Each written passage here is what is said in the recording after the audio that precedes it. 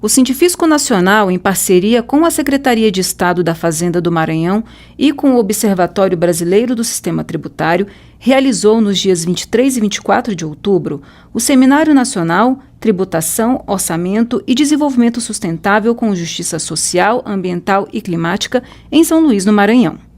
Participaram da mesa de abertura o presidente do Sindifisco Nacional, auditor fiscal D. Real, a diretora de Defesa da Justiça Fiscal e da Seguridade Social, de Políticas Sociais e Assuntos Especiais do Sindifisco, a auditora fiscal Maria de Lourdes Nunes Carvalho, o secretário adjunto de Fazenda do Maranhão, Magno Vasconcelos, e o presidente da Delegacia Sindical do Maranhão, auditor fiscal Marcílio de Almeida Campelo. O secretário adjunto de Fazenda do Maranhão, Magno Vasconcelos, defendeu uma tributação voltada para o meio ambiente e justiça social. A Secretaria de Fazenda tem investido também muito no que diz respeito a ter uma tributação voltada para o meio ambiente. Nós temos o ICMS verde, um dos poucos estados que tem, está dependendo de alguma regulamentação. Temos um programa, estamos aqui com o Gustavo, que é o representante desse programa, com a Miss do Profisco, que é o CIFMA, que é o Sistema Integrado de Fiscalização voltada para o agronegócio, mas que tem também uma pegada muito importante, que é para ajudar no meio ambiente. Fechando as considerações da mesa de abertura, o presidente do Sindifisco, auditor fiscal D. Real, enfatizou os termos da Constituição Federal, que estabeleceram instrumentos para que o Estado pudesse atuar na construção de um meio ambiente sustentável, mas há várias questões que dificultam essa atuação. E vejam que ele foi atacado no principal instrumento de que dispõe o Estado para interferir, para induzir as atividades econômicas e os comportamentos. E qual é esse instrumento? Instrumento tributário. O tributo serve para arrecadar? Sim, mas ele serve para produzir efeitos.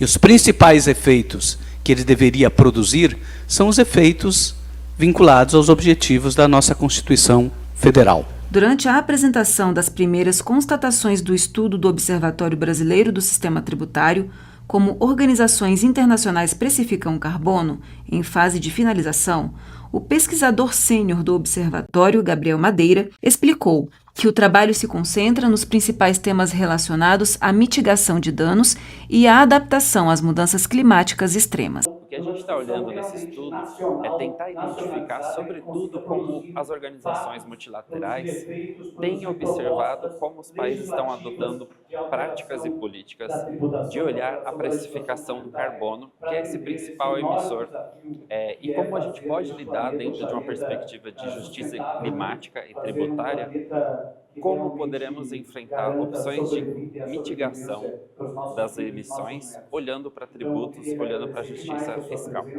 O auditor fiscal, Isaac Falcão, coordenador executivo do Observatório Brasileiro do Sistema Tributário, foi debatedor nessa apresentação e explicou que, dentre algumas conclusões do estudo, a tributação do carbono é necessária para controlar as emissões. O estudo do Observatório Brasileiro do Sistema Tributário analisa centenas de documentos de Banco Mundial, FMI, OCDE, que reportam as experiências no mundo de precificação de carbono. Então a gente compara essas experiências e chega a conclusões interessantes, que são convergências entre esses organismos, que têm abordagens diferentes, mas convergem em alguns pontos. Por exemplo, tributação do carbono é algo necessário para controlar as emissões. Não se controla emissões sem isso.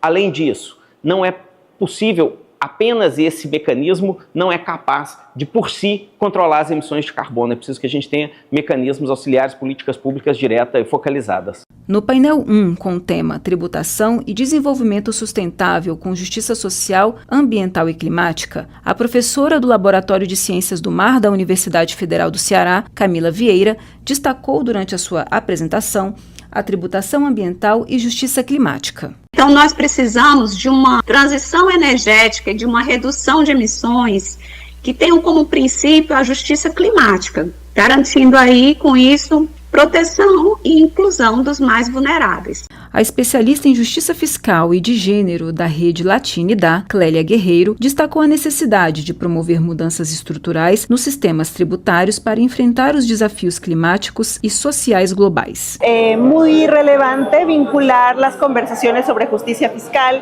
y justicia climática en el sentido de que no son realmente procesos separados, son procesos que tienen que discutirse y construirse juntos. En ese sentido, el ámbito de designación, de definición, de modificación de las normas y de los sistemas tributarios nacionales, regionales y globales es súper relevante para que logremos tomar las acciones urgentes, políticamente viables y también que permitan la sostenibilidad de la vida. Durante sua fala, o integrante da organização Justiça nos Trilhos, Renato Paulino Lafranchi, apresentou críticas e trouxe às vozes necessidades e perspectivas de comunidades tradicionais, indígenas, dentre outros, que sofrem diretamente os impactos não só da mineração e do agronegócio, mas também da crise climática. E até das soluções para resolver a crise climática, para combater o aquecimento climático, o aquecimento da atmosfera, porque essas soluções, pensamos nós e entendemos nós, elas vêm às vezes com a mesma lógica capitalista, a mesma lógica do lucro, do investimento, a financiarização da natureza, que causa os problemas. Nós trouxemos aqui um ponto de vista muito crítico, expondo as contradições, né, entre o discurso verde da sustentabilidade ambiental e o que acontece na realidade. Como debatedora do painel 1, a diretora de estudos técnicos do Sindifisco Nacional, a auditora fiscal Maria Regina Duarte, ressaltou a importância da questão ambiental, da justiça fiscal e climática. A questão ambiental é extremamente importante, ela não é uma questão deslocada da nossa realidade, ela está presente, ela está aí e é preciso reforçar a ideia de que nós temos que trabalhar pela justiça fiscal e também pela justiça climática, porque, em geral, quem é mais prejudicado pelos grandes desastres ambientais ou pelas mais simples questões climáticas são as pessoas mais vulneráveis. O Estado, ele é extremamente importante para conseguir ajudar nessa mitigação, digamos assim, dos prejuízos climáticos que estão ocorrendo no mundo inteiro. Cerca de 60 pessoas acompanharam os debates que trouxeram propostas e reflexões acerca do tema, que poderão inclusive subsidiar a delegação brasileira nas discussões da COP30. O papel do Estado na nova economia, sociedade e servidores públicos como parte das soluções na transição para a economia verde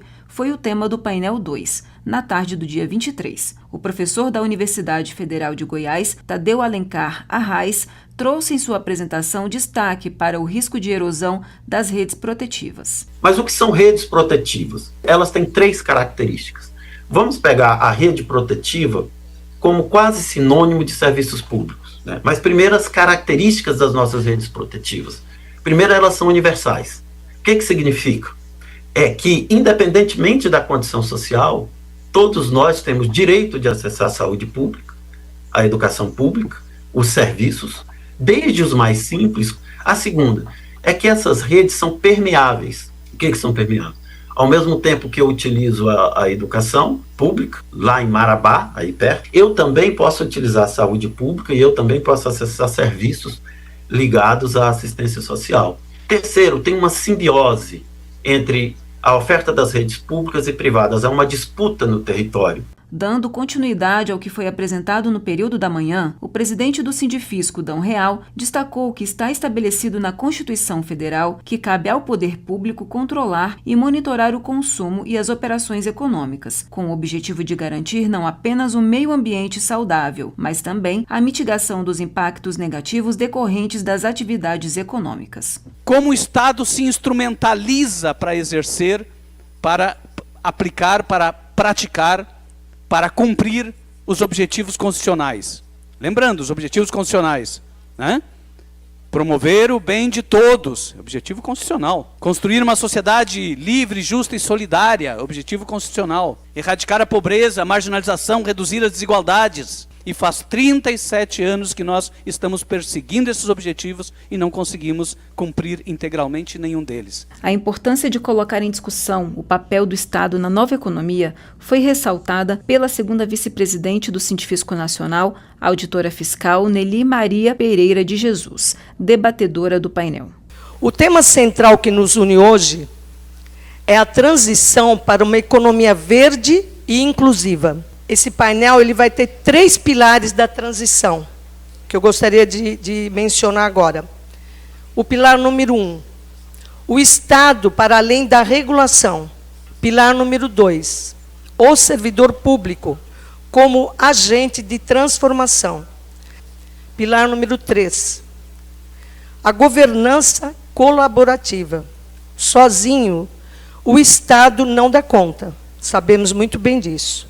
É preciso criar modelos estruturados que integrem o conhecimento científico de instituições como a Embrapa, os saberes tradicionais de povos indígenas e comunidades locais, a agilidade e eficiência da iniciativa privada e a força demandante da sociedade civil.